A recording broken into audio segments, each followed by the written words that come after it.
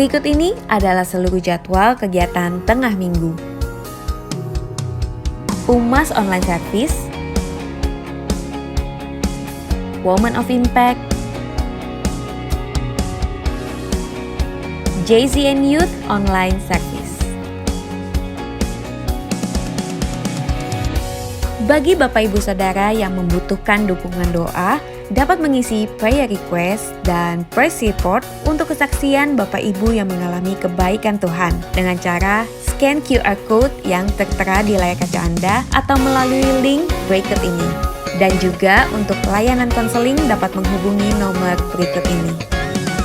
Bagi Bapak Ibu Saudara yang rindu untuk memberikan persembahan yang bersepuluhan, dapat melalui rekening berikut ini ataupun dapat melalui scan QR code yang tertera di layar kaca Anda.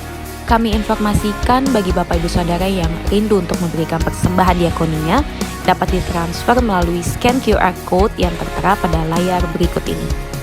Dan untuk keseluruhan kegiatan di GBI Rayon 1D dapat Anda lihat melalui mobile apps GBI Rayon 1D.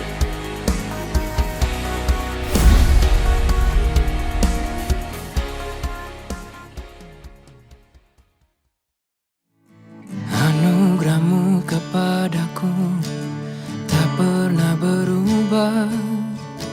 Perbuatanmu terlukiskan di dalam hatiku. Tercenggangku dibuatmu, ku kagum padamu. Tak ada yang di hidupku yang luput darimu. Kau indah, kau mulia, tiada sepertimu. Ku ingin hidupku menyenangkanmu. Segala puji, segala hormat, segenap hatiku menyembah. Deklarasi iman dalam lindungan Allah. Orang yang duduk dalam lindungan yang maha tinggi dan bermalam dalam naungan yang maha kuasa akan berkata kepada Tuhan, tempat perlindunganku dan kubu pertahananku, Allahku yang kupercayai. Sungguh dialah yang akan melepaskan engkau dari jerat penangkap burung, dari penyakit sampar yang busuk. Dengan kepaknya ia akan menudungi engkau, di bawah sayapnya engkau akan berlindung. Kesetiaannya ialah perisai dan pagar tembok. Engkau tak usah takut terhadap kedahsyatan malam, terhadap panah yang terbang di waktu siang, terhadap penyakit sampar yang berjalan di dalam gelap, terhadap penyakit menular yang mengamuk di waktu petang. Walau 1000 orang rebah di sisimu dan 10.000 di sebelah kananmu, tetapi itu tidak akan menimpamu. Engkau hanya menontonnya dengan matamu sendiri dan melihat pembalasan terhadap orang-orang fasik. Sebab Tuhan ialah tempat perlindunganmu, yang maha tinggi telah kau buat tempat perteduhanmu. Malapetaka tidak akan menimpa kamu dan tulah tidak akan mendekat kepada kemahmu. Sebab malaikat-malaikatnya akan diperintahkannya kepadamu untuk menjaga engkau di segala jalanmu. Mereka akan menatang engkau di atas tangannya, supaya kakimu jangan terantuk pada batu. Singa dan ular tedung akan kau langkahi, engkau akan menginjak anak singa dan ular naga. Sungguh hatinya melekat kepadaku, maka aku akan meluputkannya, aku akan membentenginya sebab ia mengenal namaku. Bila ia berseru kepadaku, aku akan menjawab, aku akan menyertai dia dalam kesesakan, aku akan meluputkannya dan memuliakannya. Dengan panjang umur akan kukenyangkan dia dan akan kuperlihatkan kepadanya keselamatan daripadaku. Amin.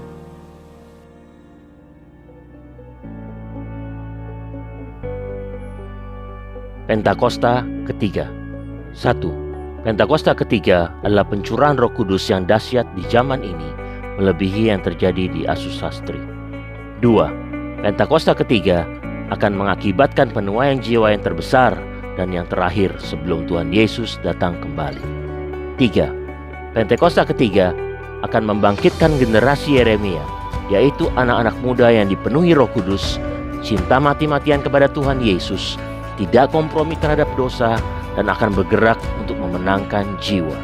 4. Pentakosta ketiga lahir di Indonesia dan bergerak ke bangsa-bangsa. Gerakan ini dari timur ke barat dan akan kembali ke Yerusalem. 5. Pentakosta ketiga akan memberikan kuasa untuk menyelesaikan amanat agung, dan setelah itu Tuhan Yesus datang kembali.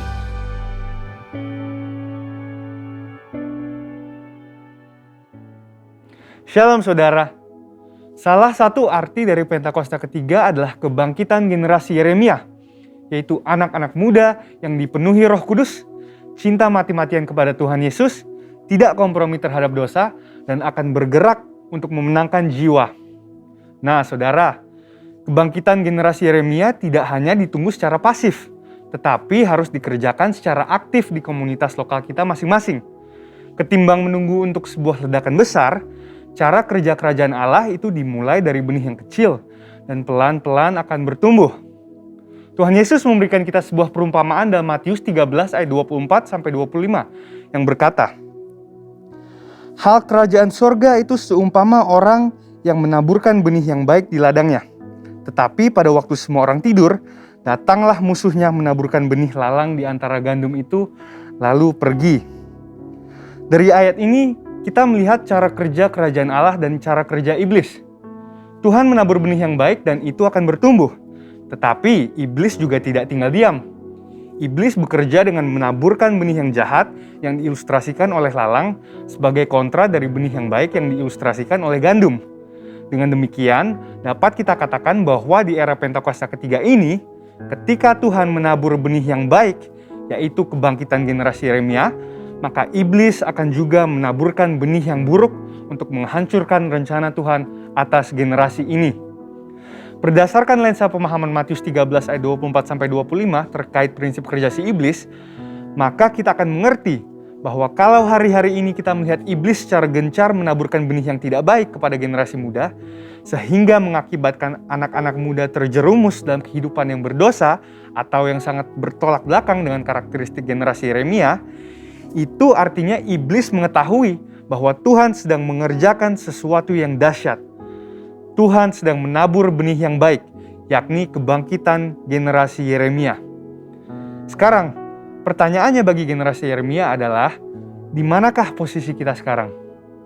Apakah hidup kita lebih condong mengikuti arus dunia atau Tuhan? Arus dunia bisa berbicara mengenai budaya, norma, tren, dan ideal-ideal yang duniawi. Tapi sebagai orang percaya, kita diingatkan untuk memikirkan perkara-perkara yang di atas dan bukan yang di bumi. Seperti yang sering disampaikan oleh gembala sidang kita, perkara yang di bumi berbicara tentang hidup yang duniawi, yang dinyatakan dalam rupa perintah, peraturan, dan ajaran yang tidak membawa seseorang kepada pengenalan akan Kristus. Perkara yang di bumi juga berbicara tentang segala sesuatu yang berada dalam pikiran, perkataan, dan perbuatan yang merupakan sifat manusia lama sehingga bertentangan dengan kehendak Allah. Tetapi sesuai Roma 12 ayat 2, generasi Yeremia harus berubah oleh pembaharuan budi supaya dapat membedakan mana kehendak Allah yang baik dan yang berkenan kepadanya. Sebaliknya, kehidupan kita seharusnya ada di dalam Tuhan sepenuhnya. Ini berarti bahwa kita hidup mengikuti prinsip, ideal, dan standarnya Tuhan, dan bukan yang lain. Dengan kata lain, kita diminta untuk lebih lagi memikirkan perkara-perkara yang di atas. Dan juga seperti yang disampaikan oleh gembala sidang kita, memikirkan perkara-perkara yang di atas berarti bahwa kita harus menilai, mempertimbangkan, dan memikirkan segala sesuatu dari sudut pandang kekekalan dan sorga. Dan kita juga harus berpikir dan bertindak sesuai dengan pikiran dan tindakan Kristus. Jadi di manakah posisi hidup kalian sekarang dan apa yang kalian tunggu? Untuk itu ada dua langkah utama yang harus diambil oleh generasi Yeremia. Dan yang pertama adalah mengambil komitmen pribadi.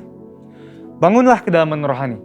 Gunakanlah waktu di masa muda kalian untuk membentuk spiritualitas, mentalitas, karakter, serta pengetahuan dan keahlian. Dan prosesnya memang tidak mudah, namun bukanlah hal yang mustahil. Mintalah pertolongan Roh Kudus dan beri dirimu untuk dimuridkan, dimentoring oleh kakak-kakak rohani, dan bergabunglah dalam komunitas rohani yang sehat. Yang kedua adalah menjangkau keluar, yaitu bergerak untuk memenangkan jiwa-jiwa sebagaimana diperintahkan kepada kita oleh Tuhan melalui amanat agung dalam Matius 28 ayat 19-20. Jadi apalagi yang ditunggu? Jangan sampai yang ditunggu adalah kesiapan diri kita, sementara diri kita tidak melakukan apa-apa, tidak memiliki kerinduan untuk dipenuhi dengan Roh Kudus, tidak ada gairah untuk cinta mati-matian kepada Tuhan Yesus, dan belum rela untuk melepaskan kompromi dengan dosa yang tentunya menghasilkan kenikmatan bagi kedagingan. Hal ini dapat diumpamakan seperti kita berada di dalam mobil dan mengharapkan untuk tiba di tempat tujuan, tetapi tidak menghidupkan atau menjalankan mobil tersebut. Nubuatan telah disampaikan. Janji Tuhan tentang kebangkitan generasi Yeremia telah dinyatakan. Tetapi kitalah yang harus mengambil keputusan untuk bangkit dan untuk bergerak. Untuk itu, ini adalah saatnya untuk meresponi panggilan Tuhan dan untuk menggenapi rencananya atas generasi Yeremia dan atas umatnya. Saudara, untuk penjelasan lebih lengkapnya dari tim teologi kami, silahkan buka link yang ada di atas atau scan QR Code yang tersedia. Salam integritas dan Tuhan Yesus memberkati. Haleluya, puji nama Tuhan. Shalom Bapak Ibu Saudara yang ada di rumah-rumah saat ini. Saya percaya semua kita diberkati oleh Tuhan. Dan saya percaya kalau kita ada hari ini sebagaimana kita ada semua karena anugerah kemurahan Tuhan. Kita berikan tepuk tangan bagi Tuhan Yesus yang sungguh baik dan teramat baik. Haleluya, haleluya. Mari bersama-sama kita akan berdoa untuk memulai ibadah kita hari ini Bapak Ibu Saudara. Tundukkan kepala bersama-sama. Oleh karena anugerah, kemurahan, berkat, penyertaan-Mu dalam hidup kami ada hari ini sebagaimana kami ada. Ucapan syukur kami naikkan buat apapun yang Tuhan izinkan terjadi hari-hari ini. Kami tetap katakan bahwa Tuhan Yesus, Engkau sungguh baik dan teramat baik dalam hidup kami. Kami rindukan lawatan Tuhan, kami rindukan jamahan-Mu saat ini Tuhan. Dan kami mau katakan, kami mengasihi Tuhan lebih dari segala-galanya. Kaulah segala-galanya dalam hidup kami Tuhan. Terima kasih Bapa, terima kasih. Berkat-Mu melimpah dalam ibadah ini. Haleluya. Yang siap memuji menyembah Tuhan sama-sama katakan amin. Kita berikan tepuk tangan sekali lagi bagi Tuhan Yesus yang dahsyat dan luar biasa. Haleluya, haleluya.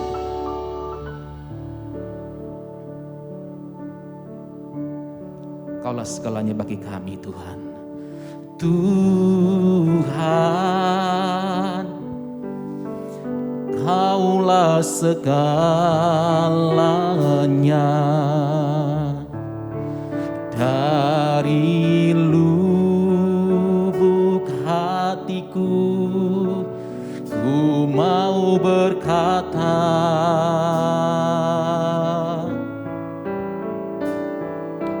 Yesus, Kaulah segalanya. Tiada yang dapat melebihi Engkau. Mari sama-sama kita nyanyikan pujian ini. Tuhan, Kaulah segalanya. Dari lubuk hatiku ku mau berkata, panggil namanya Yesus. Yesus, Kaulah segalanya. Tiada yang dapat melebihi Engkau. Mari sambil angkat tangan sama-sama. Selamanya ku puji, ku sembah Yesus. Selamanya ku sanjung nama-Mu. Selamanya tekadku senangkan Engkau. Selamanya Kaulah segalanya dalam hidup kami.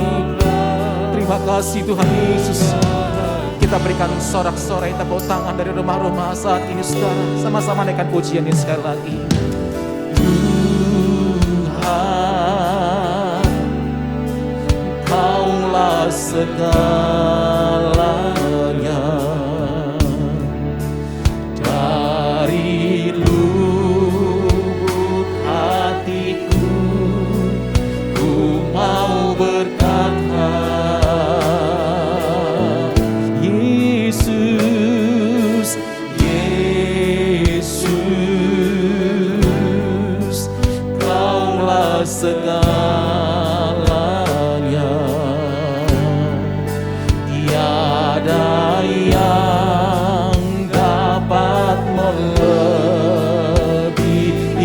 Engkau. Kami angkat tangan kami bersama-sama saat ini Tuhan. Selamanya ku puji, ku sembah Yesus. Selamanya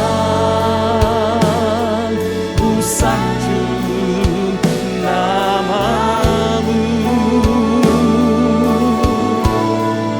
Selamanya tekadku Tuhan, senangkan Engkau selamanya. Kaulah segala-galanya dalam hidup kami ya Tuhan Yesus. Oh, selama-lamanya Tuhan, selamanya ku puji, ku sembah Yesus. Selamanya ku sanjung namamu. Selamanya tekadku senangkan Engkau Tuhan, menyenangkan hatimu selalu. Selamanya Kaulah segalanya, Kaulah segalanya, Kaulah segalanya. Sekali lagi dan sembah Dia, Kaulah segalanya.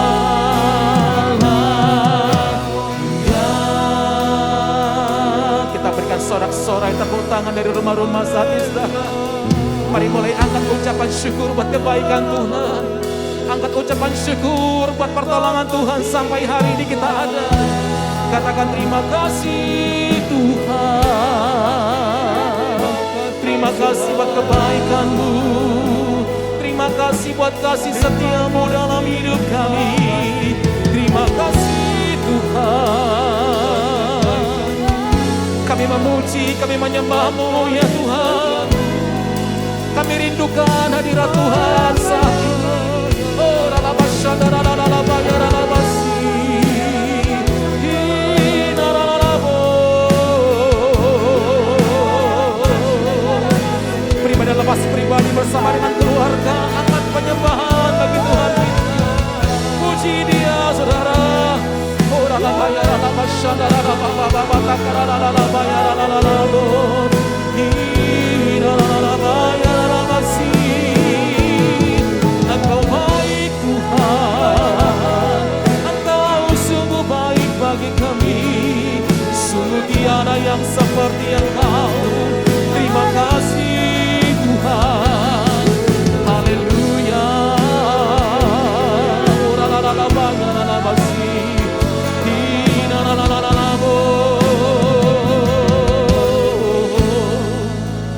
Apapun yang kami alami hari-hari ini, kami tidak pernah berhenti bersyukur kepadamu ya Tuhan. Kami tidak pernah berhenti berkata bahwa Tuhan Yesus Engkau sungguh baik dan teramat baik dalam hidup kami. Terima kasih Bapa, terima kasih. Kita berikan sorak-sorai tepuk tangan dari rumah-rumah saudaraku.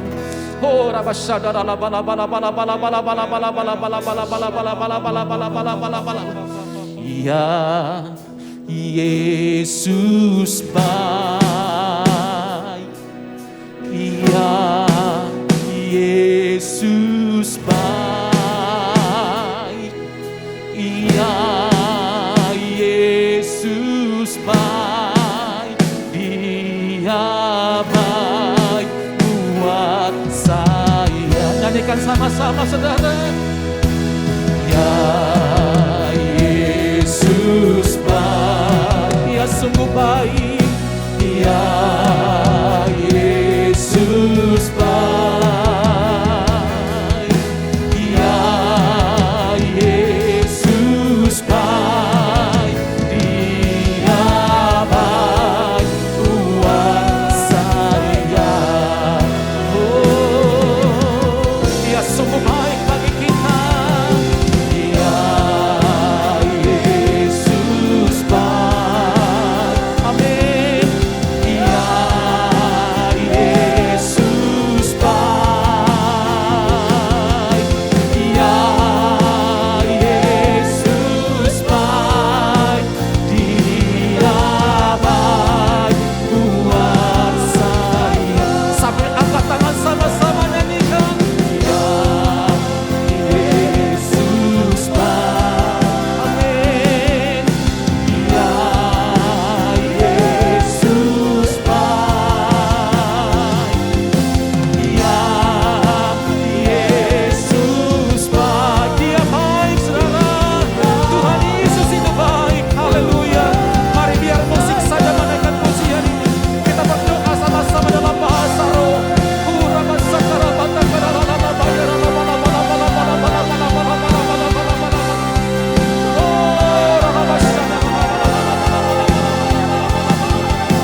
Engkau sungguh baik ya Tuhan. Engkau teramat baik dalam hidup kami. Haleluya. Mari angkat suara sama-sama. Yesus itu baik, amin. Ya Yesus baik, ya Yesus baik,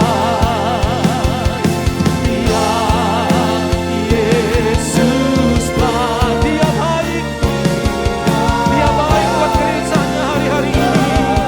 Oh, Dia baik buat saya. Dia baik buat saya. Berikan sorak-sorai tepuk tangan bagi Tuhan Yesus yang sungguh yang amat baik atas hidup kita. Haleluya. Haleluya. Kami mau katakan kami bangga punya Tuhan seperti Engkau. Tuhan yang tidak pernah berubah kuasanya dulu, sekarang dan sampai selama-lamanya. Sanggup menyembuhkan kami hari ini. Sanggup memulihkan keadaan kami. Bahkan Tuhan yang sanggup membuka pintu-pintu berkat bagi kami hari-hari ini. Terima kasih buat lawatan-Mu ya Tuhan. Segala pujian, hormat, kemuliaan hanya layak bagi nama-Mu. Sekarang dan sampai selama-lamanya. Di dalam nama Tuhan Yesus. Bersama-sama kita katakan amin. Kita berikan tepuk tangan bagi Tuhan Yesus yang dahsyat dan luar biasa. Haleluya. Halo saudara, mari yang siap diberkati Tuhan, tepuk tangan bagi Allah kita. Sama-sama katakan. Kasih setiamu nyata bagiku, nikmat kebajikan tersedia bagiku. Sebab Allah sanggup limpahkan segalanya, dan anugerahnya sangat besar bagiku. Aku diberkati, aku dilimpahi, karena Allah sanggup untuk menyediakan. Aku diberkati, aku dilimpahi atas sempurna anugerah Tuhan bagiku. Terima kasih Tuhan. Kami percaya kami diberkati. Kami percaya kami terima yang baik dari Tuhan. Haleluya. Kasih setiamu nyata bagiku, nikmat kebajikan tersedia bagiku. Sebab Allah sanggup limpahkan segalanya, dan anugerahnya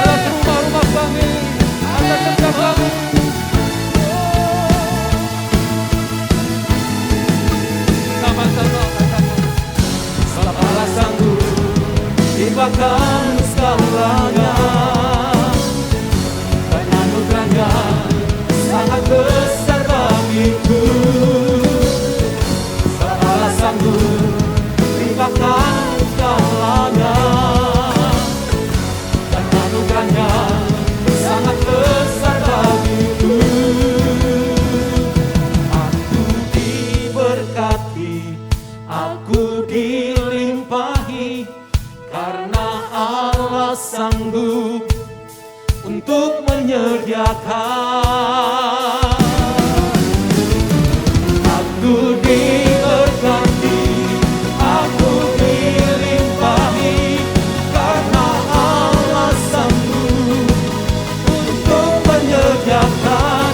Aku diberkati, aku dilimpahi, atas sempurna anugerah Tuhan bagiku. Haleluya, terima kasih Tuhan atas berkat-Mu, atas kasih-Mu. Haleluya.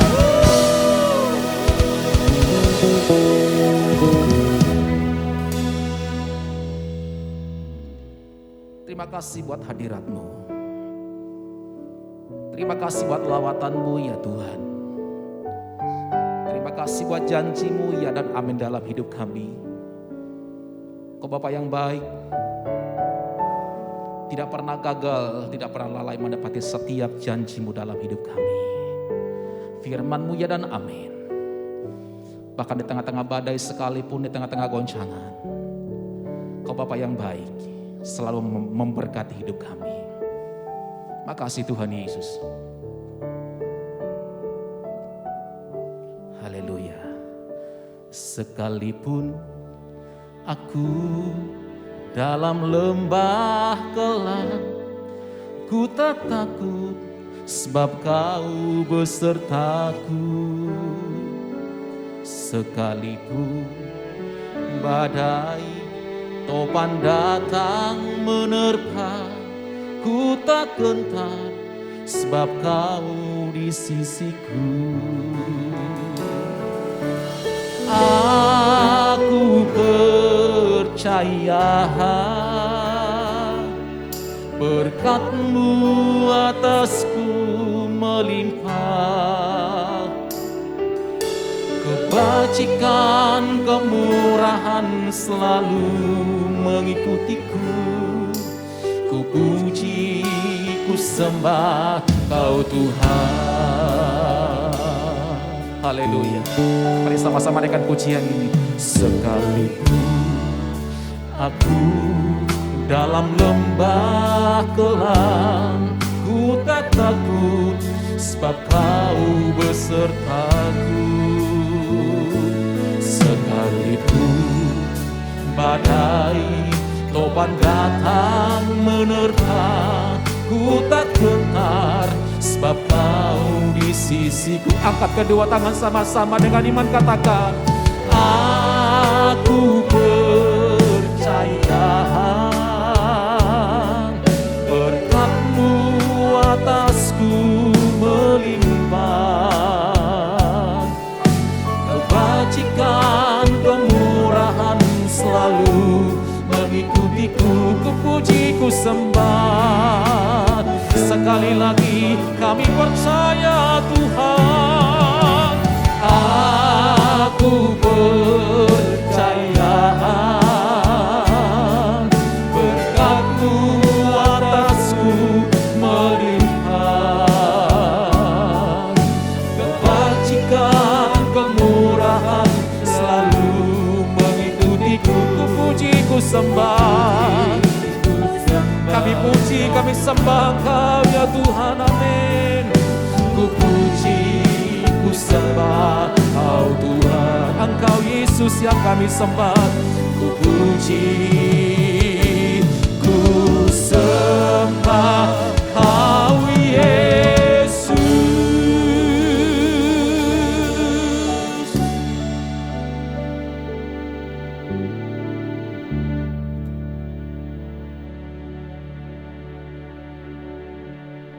Shalom.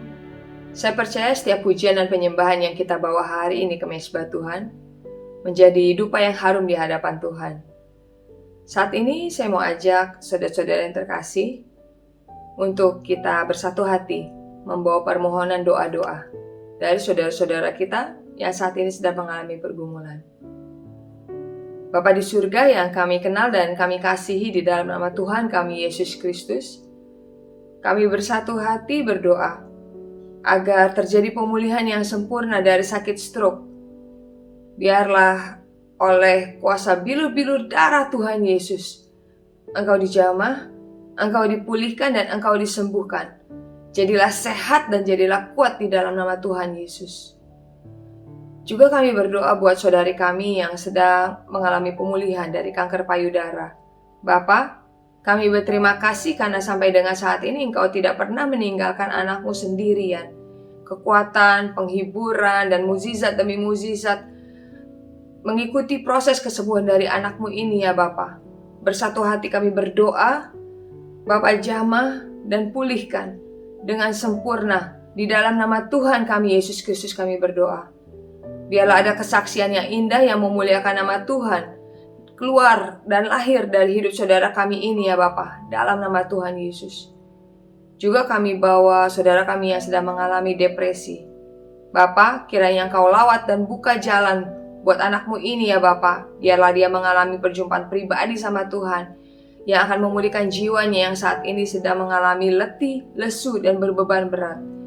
Angkat segala tekanan dalam hidupnya Tuhan dan berikan jalan keluar. Kami minta dan kami mohon di dalam nama Tuhan kami Yesus Kristus. Dan yang terakhir kami berdoa buat beberapa rumah tangga yang saat ini sedang mengalami goncangan dalam hubungan suami istri. Bapa, pulihkan hubungan-hubungan yang retak ini. Sembuhkan hati mereka. Berikan kepada mereka kerendahan hati dan kekuatan untuk mengampuni segala kesalahan-kesalahan yang terjadi. Kami serahkan doa-doa kami ini di dalam nama Tuhan kami Yesus Kristus. Ke dalam tangan kasih-Mu Bapa. Amin.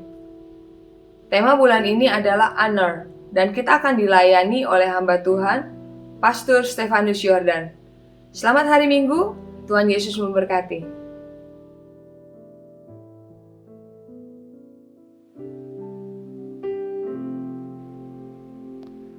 Ku naikkan syukur padamu Yesus, ku sembah sujud kepadamu Tuhan, di hadapan tahta kemuliaan-Mu ku tinggikan, ku agungkan selamanya. Katakan, segala puji syukur bagimu, ku tinggikan namamu selalu. Kemuliaan hanya bagimu, terpujilah namamu. Lagi katakan, segala puji syukur bagimu, ku tinggikan namamu selalu. Kemuliaan hanya bagimu Yesus, terpujilah namamu, terpujilah namamu, terpujilah namamu.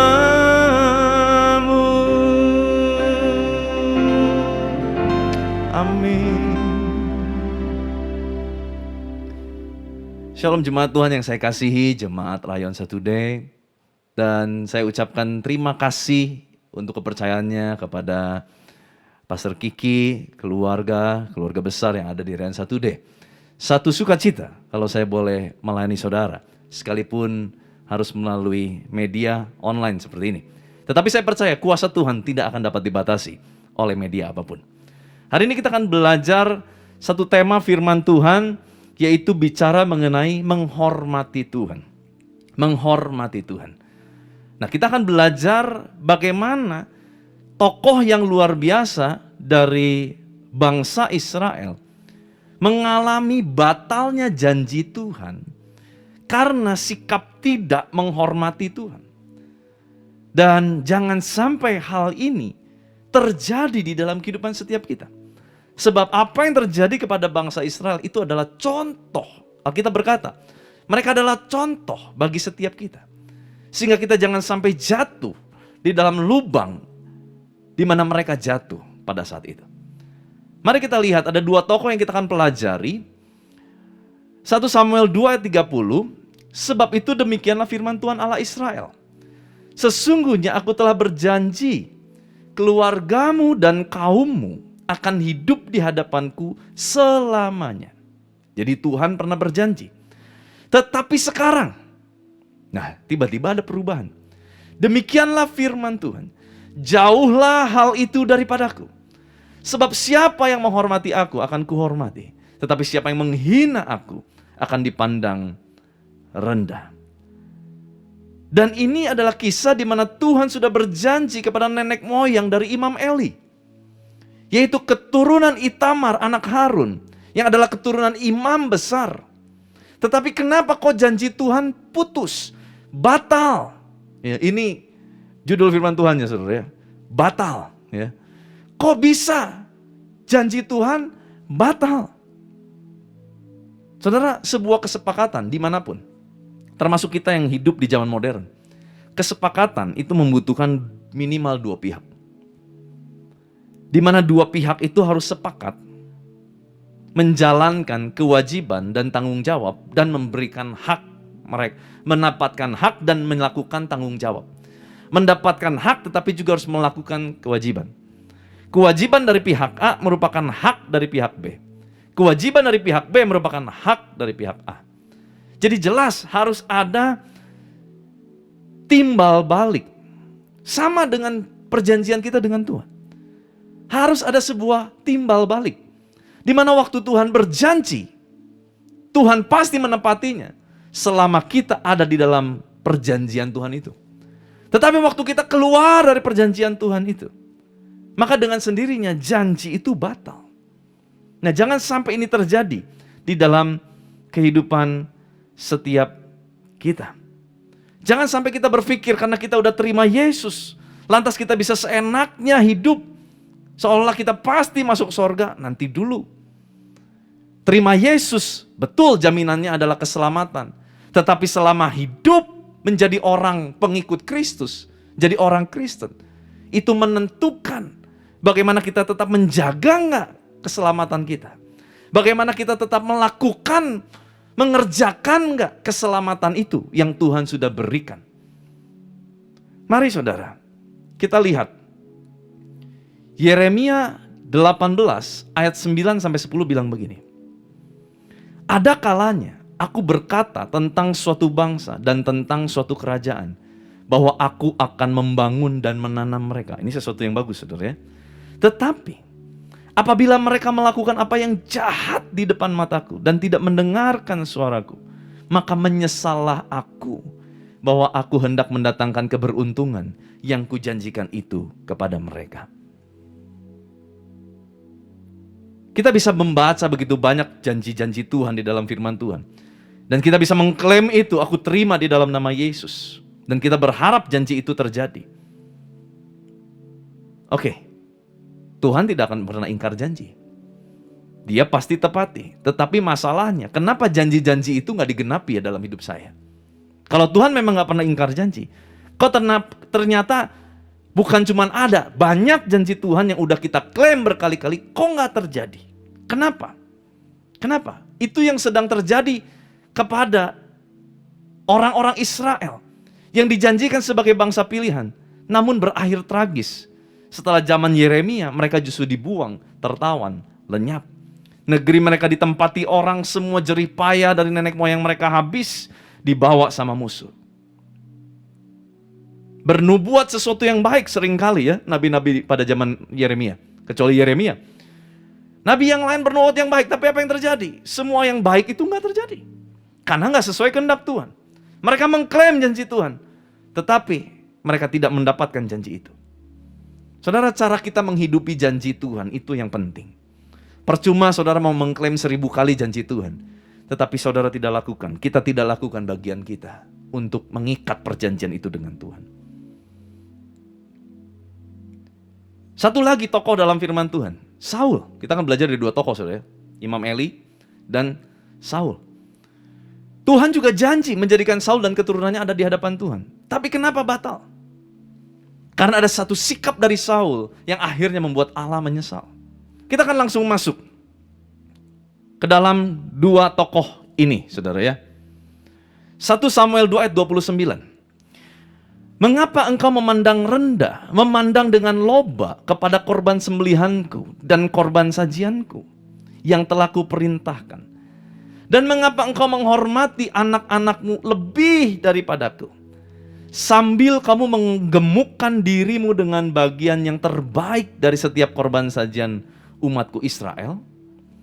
Nah, di sini dikatakan ada kesalahan Imam Eli yang akhirnya membuat janji Tuhan batal digenapi dalam kehidupan dia. Kenapa? Yang pertama, Imam Eli memandang rendah kepada korban. Korban-korban yang diberikan kepada Tuhan saat itu berasal dari orang yang sungguh-sungguh mencari Tuhan, saudara. Tapi justru bagian terbaik yang mereka harusnya persembahkan untuk Tuhan, yang terbaik untuk Tuhan, tetapi diambil oleh anak-anak Eli. Dan Eli tahu dan membiarkan hal itu terjadi. Bagaimana dengan Saul? Saul waktu mempersembahkan korban yang adalah hak dari Nabi Samuel. Karena raja waktu itu tidak boleh memberikan persembahan, hanya Nabi Samuel. Dia lakukan dengan berani mengambil otoritas Samuel. Padahal itu melanggar otoritas Tuhan yang diberikan kepada Samuel. Saul juga menganggap rendah korban kepada Tuhan. Padahal korban kepada Tuhan itu kudus. Cuman gara-gara apa? Rakyat mulai meninggalkan dia. Dia mulai takut, gak punya dukungan. Saat ini tentu korban bicara banyak hal, saudara. Bisa bicara mengenai tubuh kita. Bisa bicara mengenai talenta kita. Bicara harta kita. Uang kita. Apakah kita memberikan korban kepada Tuhan dengan yang terbaik? Atau kita anggap, udahlah biasa aja lah. Tuhan sudah kaya. Tuhan punya segalanya. Gereja sudah diberkati. Ya kalau kita kasih seadanya juga Tuhan pasti maklum. Ayo melayani. Melayani seadanya saja. Ya Tuhan juga pasti maklum. Namanya saya orang sibuk. Mungkin kita punya banyak sekali dalih. Sehingga sebetulnya kita sedang memandang rendah terhadap korban kepada Tuhan. Padahal saya yakin dan percaya, kalau kita menjadi pribadi yang memandang penting kepada korban yang kita persembahkan kepada Tuhan, maka korban kita akan diindahkan Tuhan. Dan apa yang terjadi? Maka apa yang kita korbankan, itu pasti akan dikembalikan kepada kehidupan kita berlipat kali ganda. Sebab itulah hukum tabur tuai yang berlaku. 1 Samuel 15 ayat 22 bilang gini, tetapi jawab Samuel, ini kisahnya Saul. Apakah Tuhan itu berkenan kepada korban bakaran dan korban sembelihan sama seperti mendengar suara Tuhan? Sesungguhnya mendengarkan lebih baik daripada korban sembelihan, memperhatikan lebih baik daripada lemak domba-domba jantan. Yang lebih dikenan oleh Tuhan dari korban sembelihan diterjemahkan oleh Samuel adalah mendengar suara Tuhan. Masihkah kita mencari suara Tuhan hari-hari ini? Masihkah kita mencari kerinduan Tuhan dalam kehidupan kita hari-hari ini? Masihkah kita punya kerinduan melakukan perintah kehendak Tuhan? Sekalipun mungkin sakit dan tidak enak, tidak sesuai dengan kehendak kita.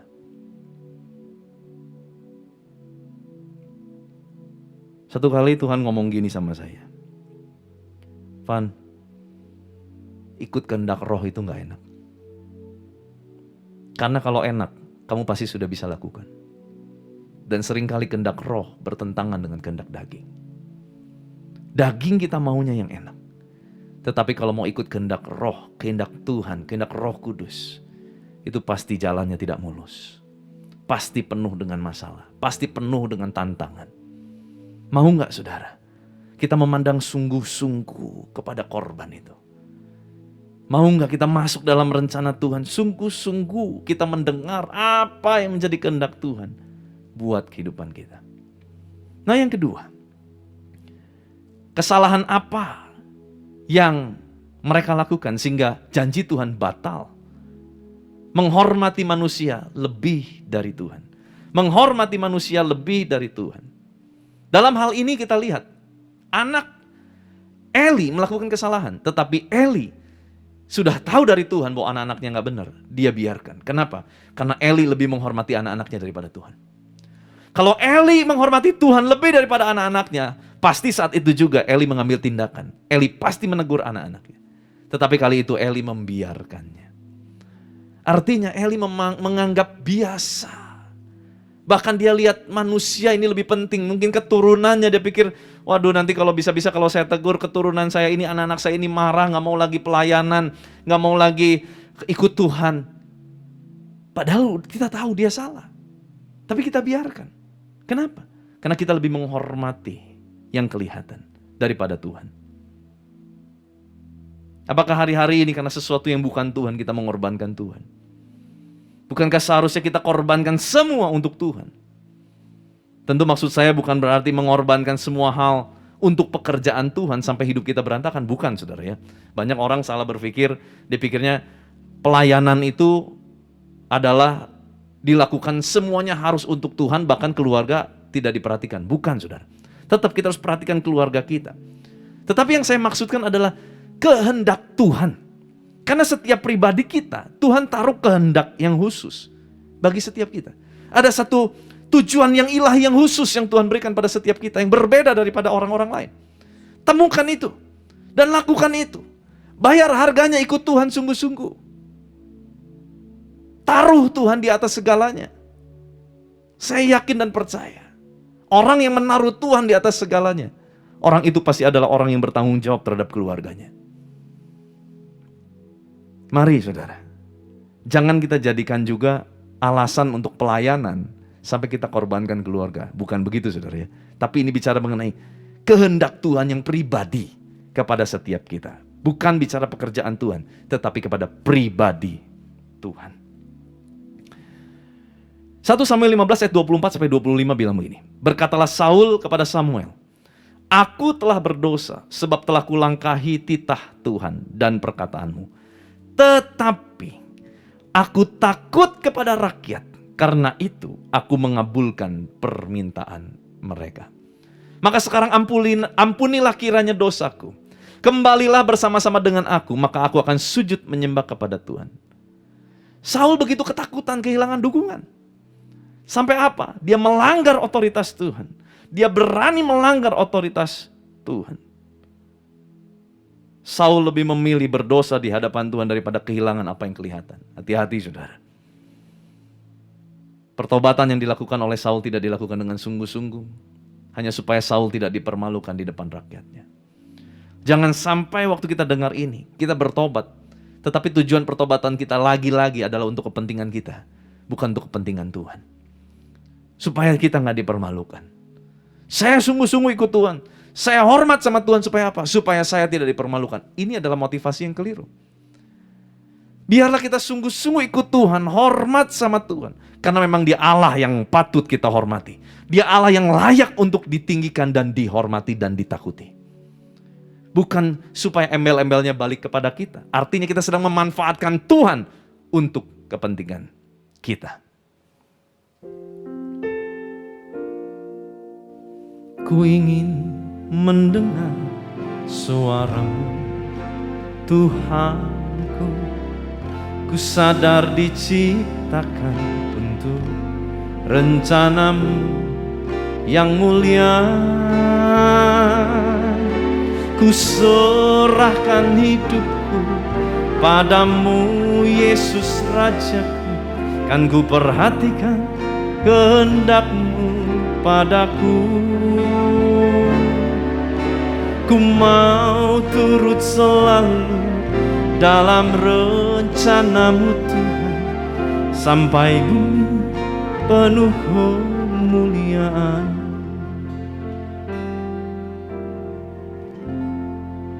Mendengar suara Tuhan lebih kita rindukan daripada apapun. Nah yang ketiga, apa yang membuat janji Tuhan batal digenapi kepada dua pribadi ini? Yang ketiga adalah mendurhaka. Mendurhaka. 1 Samuel 15 ayat 11, 23, 29. Aku menyesal karena aku telah menjadikan Saul raja, sebab ia telah berbalik daripada aku dan tidak melaksanakan firman-Ku. Maka sakit hatilah Samuel dan ia berseru-seru kepada Tuhan semalam-malaman. Sebab pendurhakaan adalah sama seperti dosa bertenung, dan ketegilan adalah sama seperti menyembah berhala dan terafim. Karena engkau telah menolak firman Tuhan, maka ia telah menolak engkau sebagai raja. Lagi sang mulia dari Israel tidak berdusta, dan ia tidak tahu menyesal, sebab ia bukan manusia yang harus menyesal. Nah saudara, kata durhaka dalam Kamus Besar Bahasa Indonesia itu artinya adalah melawan kepada Tuhan, melawan kepada kekuasaan yang lebih tinggi.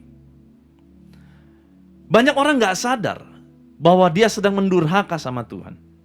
Saat seseorang memaksakan kehendak pribadinya, padahal dia udah tahu kehendak Tuhan, tapi dia paksakan terus. Dia udah tahu panggilannya. Waktu itu saya udah tahu, saudara, panggilan saya adalah sebagai hamba Tuhan sepenuh waktu. Saya paksakan kehendak saya.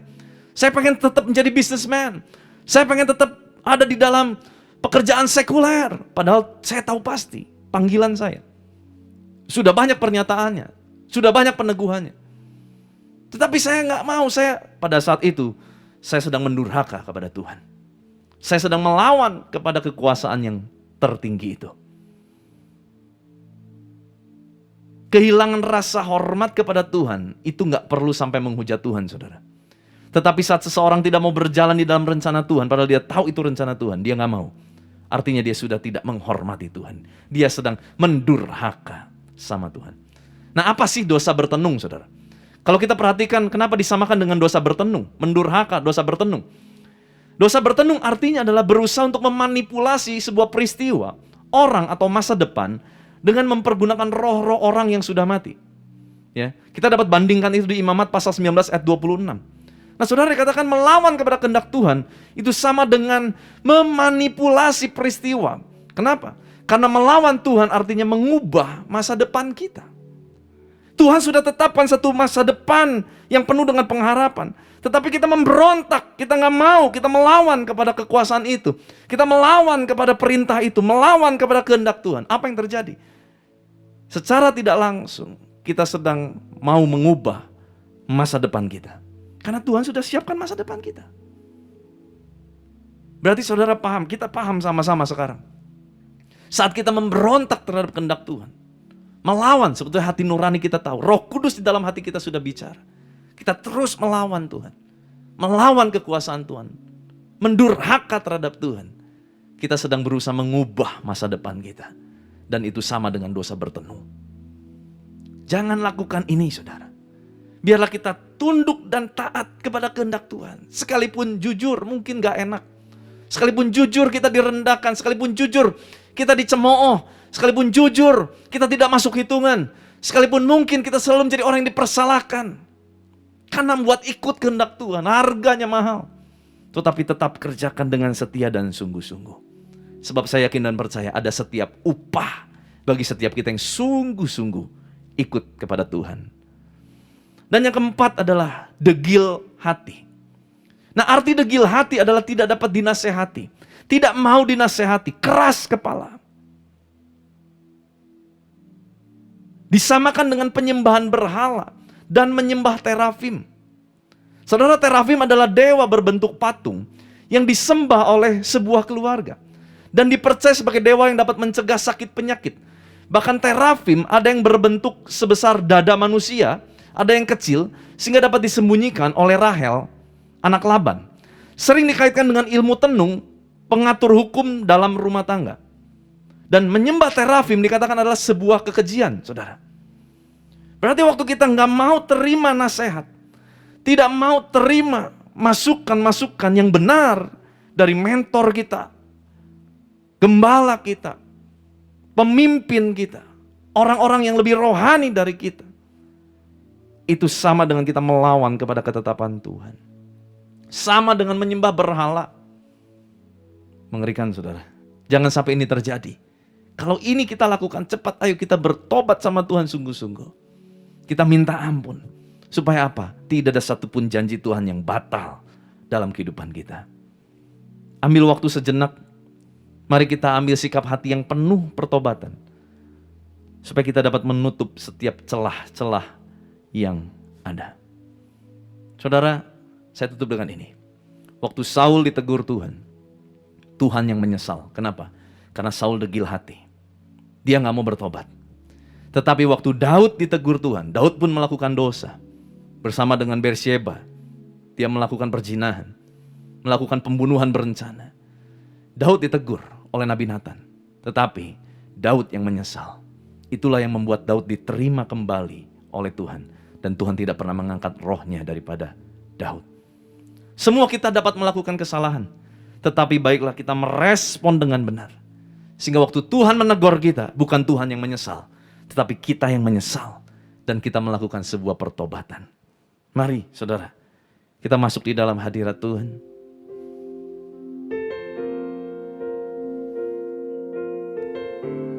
Mari kita nyembah Tuhan.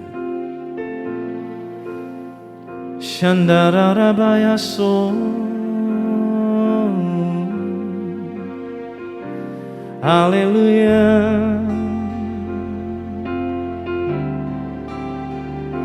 Haleluya ya rararare. Tuhan, biar Kau yang ampuni setiap kami. Kalau masih banyak kesalahan-kesalahan dalam kehidupan kami yang kami sering lakukan, yang menyakiti hati Tuhan. Seringkali kami tidak bermaksud memberontak, tidak bermaksud untuk tidak menghormati Tuhan, tetapi justru itu yang kami lakukan. Ampuni kami Tuhan. Terima kasih Tuhan untuk setiap pewahyuan yang Kau berikan pada kami. Tuhan, hamba-Mu selesai, hamba-Mu sangat terbatas. Tetapi Engkau Allah yang tidak terbatas, Kau yang terus memberikan pertumbuhan kerohanian bagi setiap umat-Mu yang mendengarkan. Sehingga tidak ada satupun rencana Tuhan yang batal digenapi, tetapi semuanya terjadi sempurna. Semua janji Tuhan yang terbaik tidak pernah diambil daripada kami, tetapi diberikan kepada kehidupan kami. Dan semua janji-Mu digenapi sempurna atas setiap kami. Terima kasih Bapa. Dan saat ini juga hamba-Mu berdoa buat setiap umat-Mu yang sedang sakit. Bilur darah Yesus menyembuhkan. Bagi mereka yang sedang mengalami lemah, Tuhan yang berikan kekuatan. Bagi mereka yang putus asa, Tuhan yang berikan jalan keluar pengharapan. Dan kami percaya Tuhan, hubungan rumah tangga yang hancur, Tuhan dapat kembalikan, Tuhan dapat pulihkan. Mereka yang kehilangan pekerjaan, Tuhan dapat buka tingkap langit, mencurahkan pekerjaan sesuai dengan apa yang mereka butuhkan. Terima kasih Tuhan, sebab Kau Allah yang baik, Allah yang dahsyat. Bagi mereka yang membutuhkan keturunan, Tuhan buka setiap rahim yang mandul, dan Engkau menjadi wanita yang diberkati dengan anak-anak, dengan benih-benih keturunan ilahi. Terima kasih Bapa, berkati umat-Mu Tuhan, berkati Tuhan. Biar kuasa kehidupan Kristus, kuasa kebangkitan Kristus mengalir memerintah atas kami. Di dalam nama Tuhan Yesus. Haleluya. Sama-sama kita katakan amin. Tuhan Yesus memberkati. Shalom, seluruh jemaat dan seluruh pengerja yang dikasihi Tuhan Yesus. Kita bersyukur kalau hari ini kita bersama-sama bisa beribadah kembali. Menyerah bukanlah pilihan dalam kehidupan ini, karena kita punya Yesus. Saudara, tetaplah punya mimpi, tetaplah tersenyum, angkat semangatmu, berdirilah, dan tetap memberikan arti bagi keluarga dan sesama kita. Mari kita bangkit bersama-sama. Sebelum kita mengakhiri ibadah ini, mari kita siapkan hati untuk menerima berkat dari Tuhan. Kekasih-kekasih Tuhan, biji mata Tuhan, terimalah berkat Tuhan. Damai sejahtera, sukacita, berkat yang berlimpah-limpah, mujizat, kesehatan dari Allah Bapa di surga, melalui anaknya yang tunggal Tuhan kita Yesus Kristus, penghiburan penyertaan yang manis dari Roh Kudus, menyertai saudara sekalian, mulai saat ini sampai Tuhan Yesus datang kedua kali di awan-awan yang permai, bahkan sampai selama-lamanya. Mari kita yang percaya diberkati sama-sama katakan, amin. Selamat hari Minggu, Tuhan Yesus beserta saudara.